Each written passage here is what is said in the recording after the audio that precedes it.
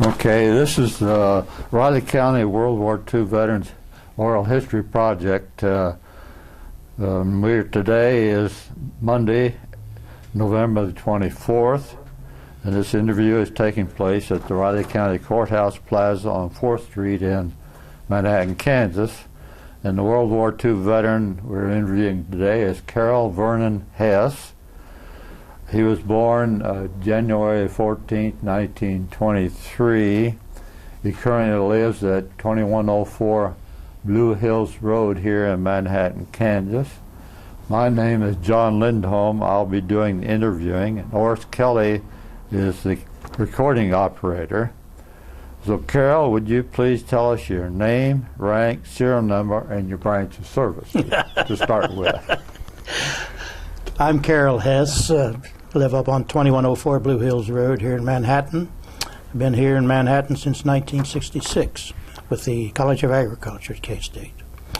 My serial number, now this will surprise you, John, 13095089.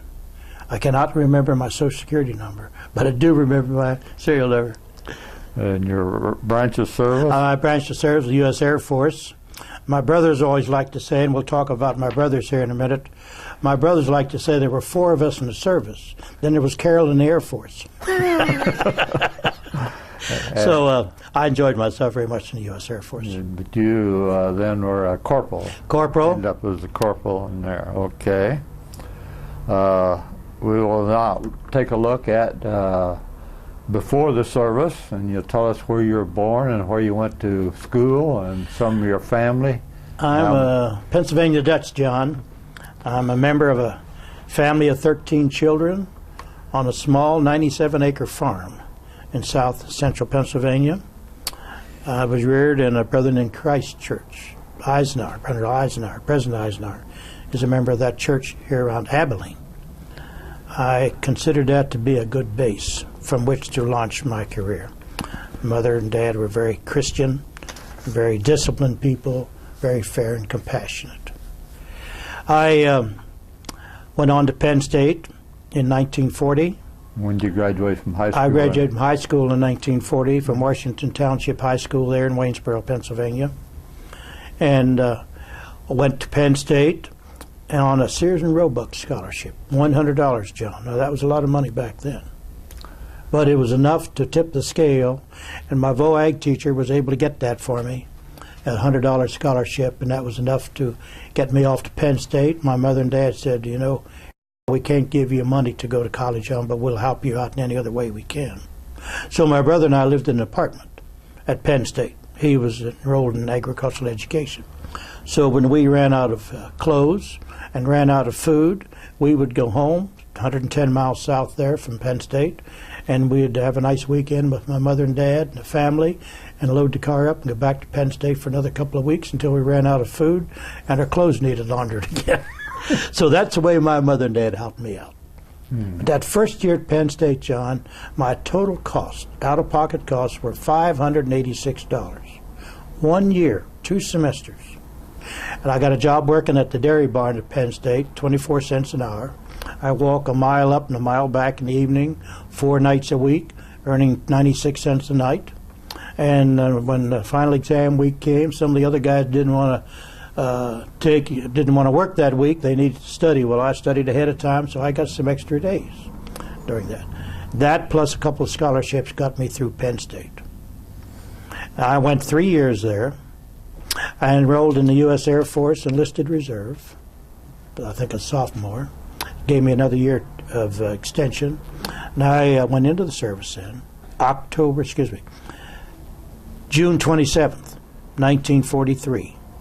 Okay, so this was after December 7th, 41. So what happened on that day with you? John, I'll not forget that day. Of course, there was a time difference between State College, Pennsylvania and Hawaii. Sometime late afternoon, we'd begun to hear on the radio that Pearl Harbor had been attacked. Of course, our first question, sure yours, was, where's Pearl Harbor? Well, we soon found out it was in Hawaii. Of course, we got constant updates then. That would have been, I'd have been a sophomore, first semester sophomore. Sometime along there, the draft board caught up to me, and I had the opportunity while I was in college to enlist in the Air Force Enlisted Reserve, and I didn't know that would allow me to finish some additional college. In June, the end of my junior year then, I was taken into the service. Okay, where did you report? That's I will not forget. I was home that summer helping my dad. We did a lot of thrashing, and Saturday evening I left my dad at the thrashing. My dad was down with arthritis, and I said, "Pop, I'm not going to be able to help you anymore thrashing. I have to report up at Harrisburg tomorrow morning to start my enlistment." And all my dad said to me was, "Boy, be careful." And I'll never forgot that. Mm-hmm. So, and I was the last of 5 brothers in my family who went into the service. Called up. Mm-hmm. And I think I reported to Keesler Field, Mississippi for my basic training. Now, to go to Mississippi in the latter part of June and July is not the time to go to Mississippi. And we were in tents, and it rained, and we had to put little furls around the tent to keep the water from getting in because you had your barracks bags, you know, all of us piled up around the corner post or the center post to keep them out of the water.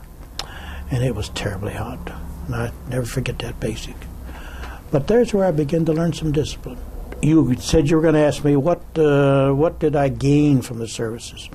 I think the services taught us discipline, taught us organization, it taught us respect for authority, and respect for your fellow man. You were just one of many. I don't care what you were before you came in. You were one of them.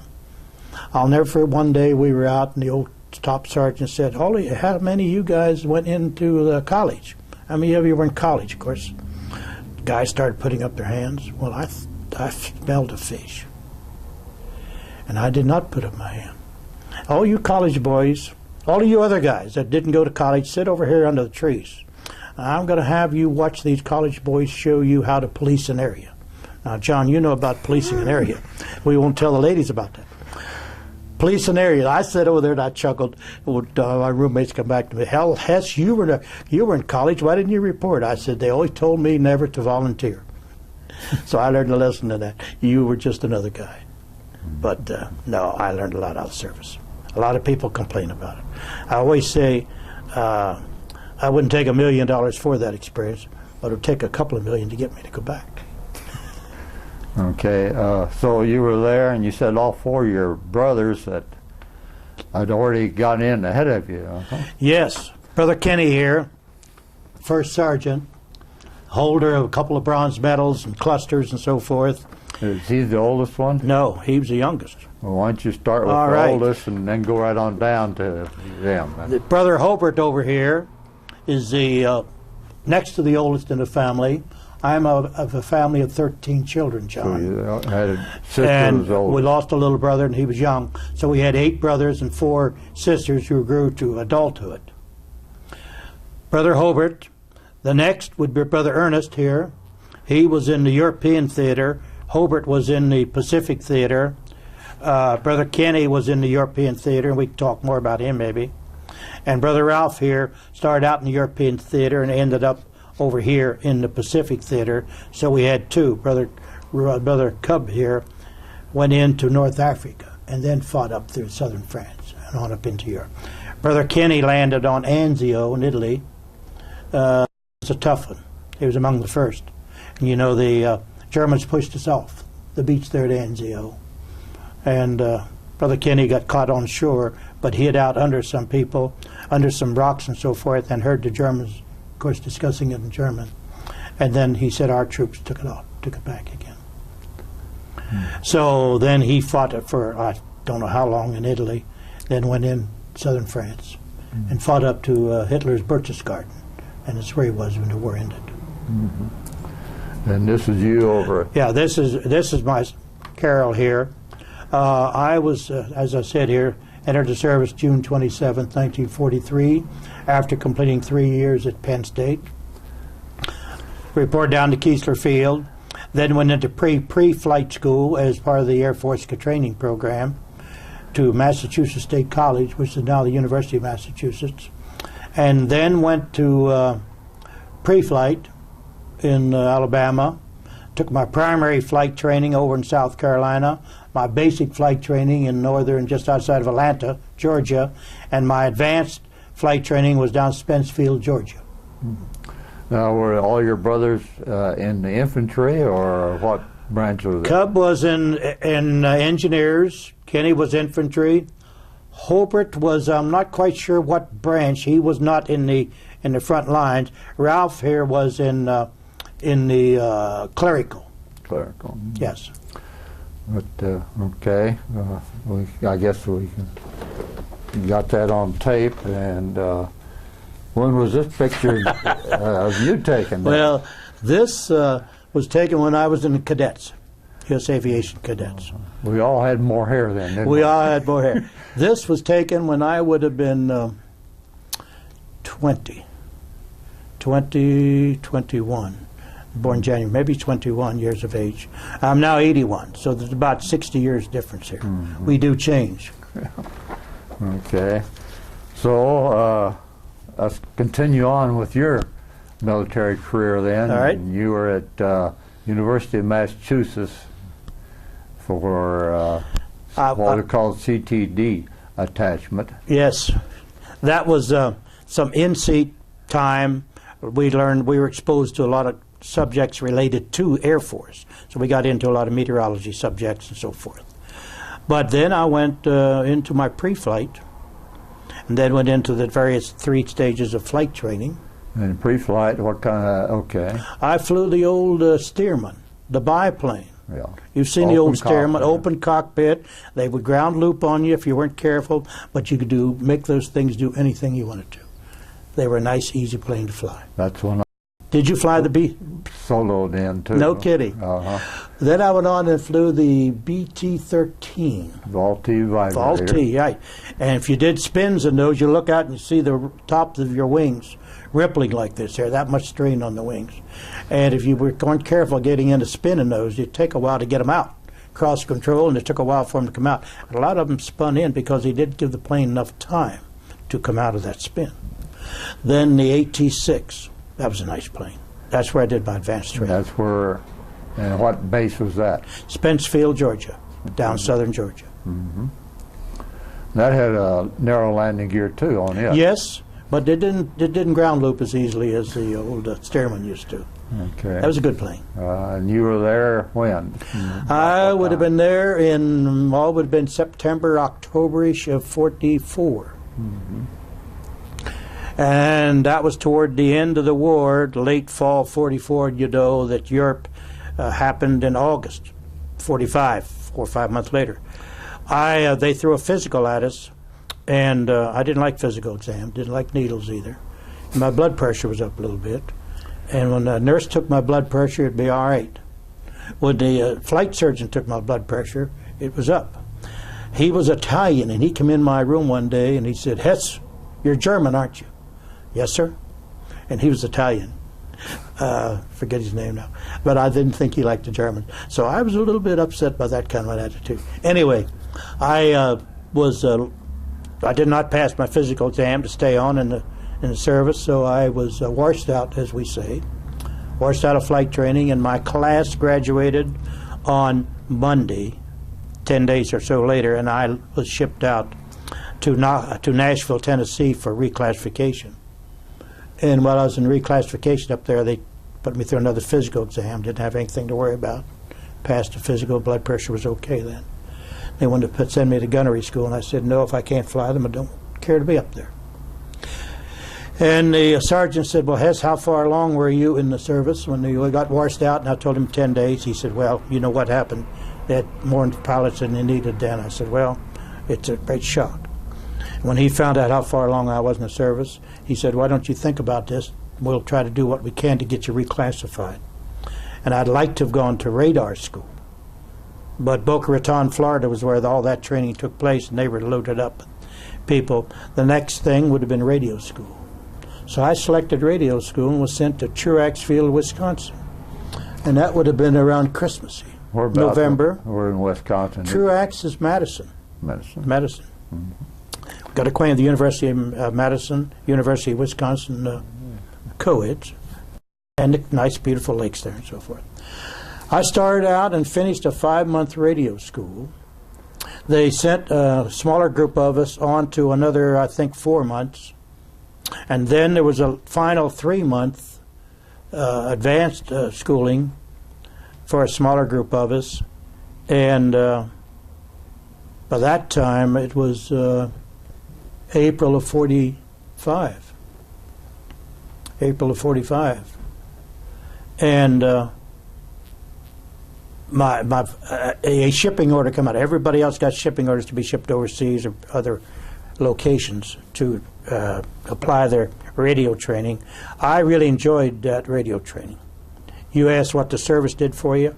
I was lucky. While the other 4 brothers were overseas, I was enjoying additional schooling. But we got to the end of that 12-month, shipping orders began to come out, shipping orders to send people different places. And finally a shipping order came out with 2 names on it, to the instructor squadron. This guy and I got together and we went up to the orderly room and we were going to tell them, I was decided I wanted to get overseas. I had 4 brothers overseas. I wanted to be reassigned from instructor status to active duty overseas. And we walked in the door, and the old sergeant in there said, guys, we've got you assigned. Hess, you're going to Scottsfield, Illinois, and where the other guy, I don't know where he was going, but we're going to give you a 13-day furlough. They'd come back here, and we'll ship you on to where you're going. We kind of looked at each other and decided, well, let's take that furlough. Then we can come back and tell them we want to be shipped overseas. That was April 45, John. You know what happened in April 45? VE Day, Europe. Yeah. I told my mother I was thinking about going overseas. Oh, Carroll, why do you want to do that now? So I think my mother alerted me a little bit. I went back and I took the assignment to Scottsfield, Illinois. So I was instructing in a radio school down there from April of 45 until February 46, about 10 months. And it was during that time, John, you know, we make major decisions in our life along the way. Yes. As a result of talking with people or a result of certain things happening, I started enjoying teaching. I'd finished 3 years at Penn State. By that time, I was going to be a county agent, I thought. And I think then I decided I wanted to be a college professor. So I went back to Penn State. I came out of the service, I think, February 16th, 1946.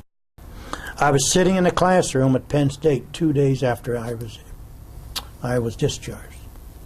Came home a day, and somebody took me to State College, and I enrolled, and they let the GIs enroll late, you know, then. Yes. Mm-hmm. So I was sitting in class the spring semester of 1946.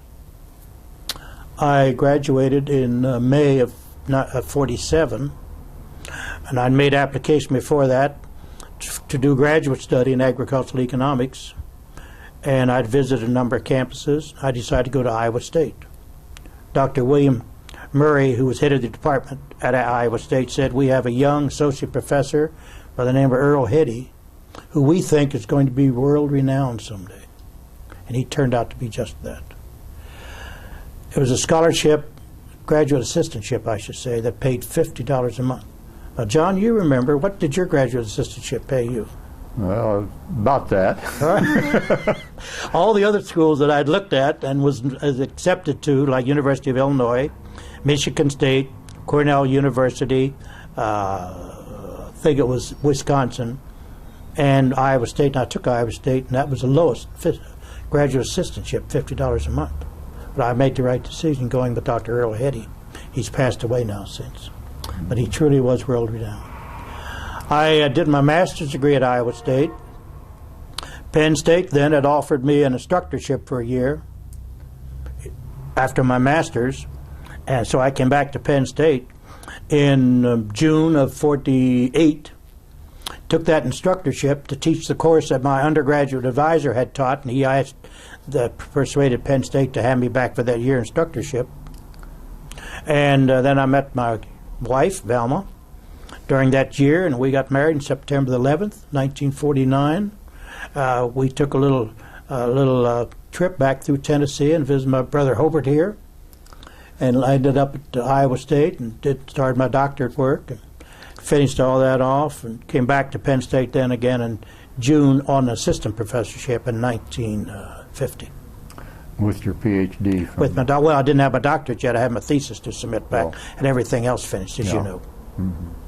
So then I went on with Ag Econ instructorships, assistant professorships, and so forth at Penn State, Southern Illinois University, Cornell University, University of Minnesota, and I came to K-State from the University of Minnesota in April of 1966. And your position when you came here was? I was appointed Dean of the College of Agriculture, John. Very happy, very proud of that. And College of Agriculture. Great faculty. John, when did you come to K-State? 1960. Well, I came 6 years later. I learned to know John Lindholm very early.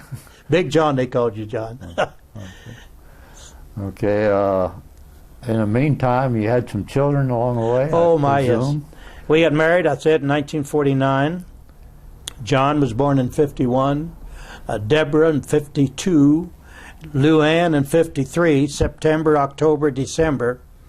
And then Cheryl, our fourth child, was born the following April a year. Then I tell my friends I found out what was causing us, John. We had 4 lovely children. And where are they now? Well, John is here in Manhattan. Cheryl is married to the family in Topeka. Deborah married the family in Colorado Springs.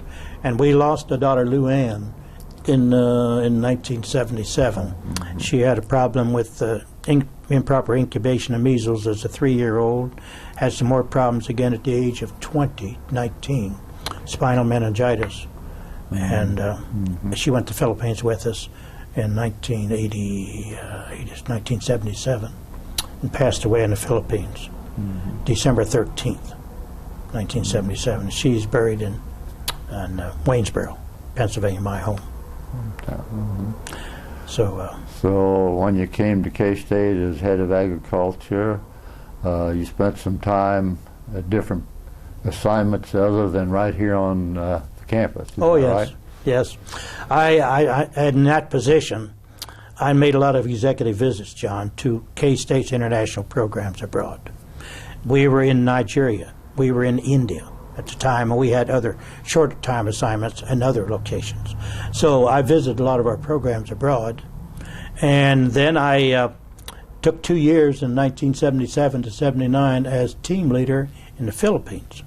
Started up that project in the Philippines as team leader, and come back to K-State then in 1950 to 53 in the Department of Agricultural Economics after leaving the deanship, and then went to Oman, Sultanate of Oman in the Middle East.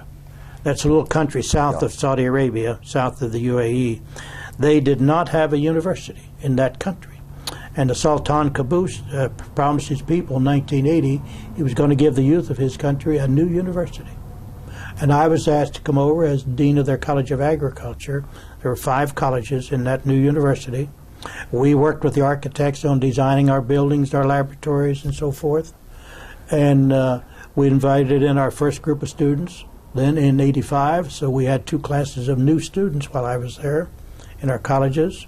All of the teaching in the 5 science-based colleges, engineering, medicine, science, and agriculture, those 4 colleges, all the teaching was in English. Now for those Omanis, Arab-speaking. But English was a second language in the Omani public school system. So some of them did come with fairly good English. But that first year, there was a lot of English instruction required, and a lot of science upgrading was required. So for many of the students coming in, they'd have maybe half of a normal year, and the other half in remedial work in English instruction and science. So I spent 4 years there, John. Well, what faculty did you have there? We had faculty from all over the world. My head of our Department of Animal Sciences was a Scot from Scotland. He was head of Animal Sciences, I think, the University of Scotland. The head of our plant science department was an agronomist, soil scientist from the University of Arizona. The head of our fisheries, mild fisheries and marine biology was from Florida, not the University of Florida, but another. It's been some years now, John. Okay. And let's see, my other head was, it's been a while. Yeah. We had 5 departments. So we were an international faculty. And Sheikh Amr Ali Amir, who was our chancellor, he said, I don't want this university, Sultan Qaboos University, to be American. I don't want it to be European. I want it to be Omani. So he was very careful to not allow us to focus too much on any particular country for its staff. But you did get some Omani teachers then that had training overseas or in other Arab countries? Over time, you see, this was the first university, but we had earlier Omanis who went to Egypt, principally, or Jordan, Sudan, for their baccalaureate training, and many of those, as soon as we could bring back advanced degree Omanis to what we called Omanizing the staff, we would begin to move our expatriate Western style faculty out and begin to bring in, of course, we brought Arabs in from other countries too, before we brought Omanis back in some cases. But that was a grand experience. I went back some years later, 2 years later, and to give a paper, and the students came down the hall, Dean Hess, are you back? Are you back? And they were speaking such good English. And when I saw them 4 years or 3 years earlier, you know, they were speaking very little English. And as a courtesy to the Omanis, we did learn some Arabic, so that we could at least walk in their office and speak a little Arab. And about 10 words and you were out of Arab. But it was a nice courtesy. No, I enjoyed those 4 years immensely. Came back to K-State then in '87 and finished my last year on the faculty and retired then in '88. When did you retire? I retired in January '89. 1 year later. 1 year later. Yeah, great institution. Now then, since retiring, you haven't let moss grow on your feet or anything like this. You've been busy? No. That's a sore subject with my wife. No, I didn't go to bed. I didn't become a couch potato and watch television. There were so many opportunities out in the Omani community. Excuse me for talking Omani again. In the Manhattan community. So I went into the Manhattan area retired teachers. You know, you're active in AARP. I attend a lot of AARP meetings. I was on and still on the Raleigh County Council on Aging for about 10 years. I became an appointee to the board of directors of the North Central Flint Hills Area Agency on Aging. And that's an 18-county area that provides in-home care to the elderly seniors, health care. And of course, I've been still active on campus in a number of things. I attended 2 seminars on campus last week. So Manhattan's a wonderful community to stay and retire in. Well, did you get your wife doing volunteering too? No, not as much. But she did get out. Oh yes, my wife was involved on campus, secretary of the K-State women's group on campus. Yes. I guess. And of course, I've continued to be active in our church. I've been a ruling elder in our church and on the business affairs committee of the church. Getting back to your brothers in the service, you think you said 3 of them have passed away? Yes. Brother Hobart here passed away first. I had 3 brothers I lost. With Brother Kenny passed away in early January. That's been 2 years ago. Brother Cub, Brother Bobby, who is not in this picture, and Brother Roy. I lost 3 brothers in a period of a year and a half. Brother Kenny and then 2 younger brothers. So Brother Ralph and I are the 2 remaining brothers, and there are 2 living sisters, 4 of us out of a family of 13. 13. And where is your brother? Brother Ralph is in Waynesboro, Pennsylvania. In your two sisters are back that way, And too? I have my one sister is married and living there in Waynesboro also. My youngest sister is living down near Baltimore, Columbia. So I'm the only one living very far from home. Yeah. One west of the Mississippi Yeah, River. I came to Iowa State to do graduate study back, I told you, in 1947. So I fell in love with the Midwest. And then I was 6 years at the faculty at the University of Minnesota before coming here. And I presume you have some grandchildren that you have to visit Oh, once in yes. a while? My young John here lives in Manhattan. He's got some emotional, pawnee mental health problems that he's being taken care of very, very well. He and I have just been from a doctor's appointment. Then we have a daughter, Deborah, married and living in, as I said, in Colorado Springs.